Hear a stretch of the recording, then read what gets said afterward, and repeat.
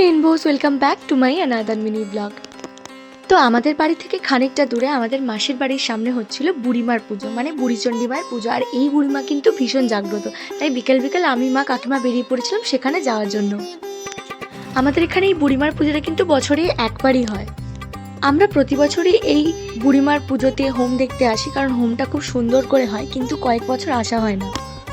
প্রায় 3-4 বছর পর আবার আমরা এলাম বুড়িমার মন্দিরে বুড়িমার পুজো আর হোম দেখতে। সকালবেলা থেকেই পুজো চলছিল, কিন্তু আমরা সকালবেলা আসতে পারিনি, তাই বিকেলবেলা এসেই হোমটা দেখছিলাম। আর এখানে হোম শেষে কিন্তু নরনারায়ণ সেবা করা হয়। অনেক দূর দূর থেকে মানুষ আসে এখানে মায়ের ভোগ খেতে। এই মায়ের অনেক কাহিনীও আছে। এই মা কিন্তু ভীষণ জাগ্রত, দেখতেই পাচ্ছ কত ভোগ দেওয়া হয়েছে এখানে। আর হোমটা অনেকক্ষণ ধরে হয়।